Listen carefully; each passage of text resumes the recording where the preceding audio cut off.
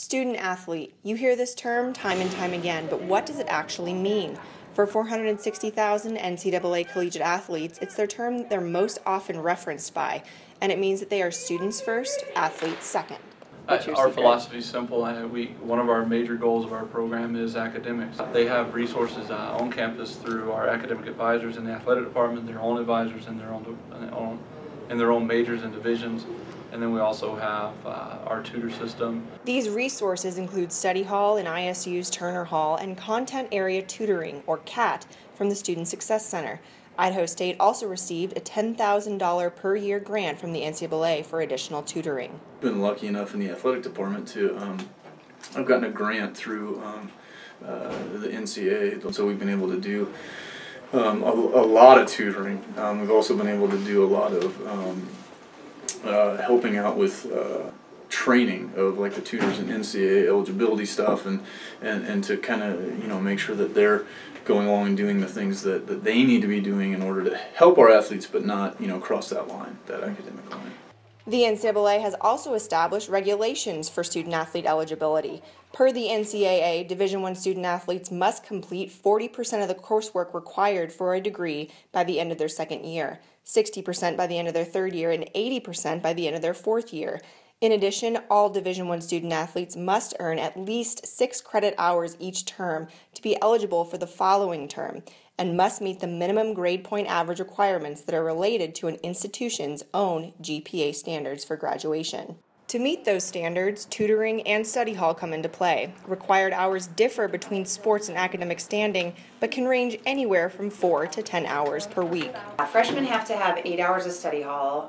Anyone below a 3.2 has to also be in study hall, even if they're not freshmen. For other players, I'll just make it optional. So we do half of our study hall hours as a team and half of our study hall hours in Turner. Even if the teams are traveling, those hours still need to be fulfilled. We provide it on the road. We give them that structure on the road. We provide opportunities for them to take tests and do the things they need to do on the road as well. For both volleyball and soccer, numerous multi-day trips dominated their non-conference schedules, contributing to several missed class days. Obviously with the beginning of school and having that first trip and, them missing so much so early it has been difficult, but with, our home and away schedule from year to year, it just ended up being a tough year with travel. I'm constantly on them. They're constantly doing study hall on the road, on the bus, so we try to keep up with it as much as we possibly can. The one thing I think that's huge is ultimately it is the students' responsibility. We can provide all the time in the world, but it does fall on the students' shoulders to take advantage of the resources. Idaho State boasts a 17-to-1 student-to-professor ratio that provides student-athletes with an abundance of individualized attention from professors. Senior soccer defender Vanessa Cabalon and senior volleyball middle blocker Mackenzie Filer are well aware of how important professor relationships are to ensuring success in the classroom.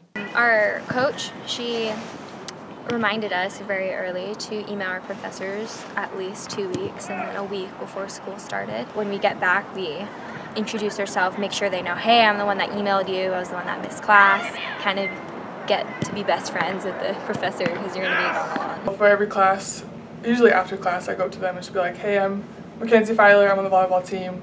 I'll have a paper for you next couple of days for the days that we'll miss, so just to give them a heads up and introduce myself. So far, the methods in place at ISU to ensure student-athlete success have paid off as ISU's academic progress rate, or APR, has been on the rise since 2010, with the Bengals tying the school record for the highest one-year score last May with 983. And the students and the professors have done a really good job of working together. We've had, in the last 5 years, you've seen nothing but growth in our GPAs and our graduation rates. Everything has gone up since the fall of 2010. It's just been phenomenal. And a lot of that is attributed to what our professors will do and how they will sort of bend over backwards to help our student athletes. Now that you've seen your Bengals active in the classroom, come check them out in their other classroom, the playing field.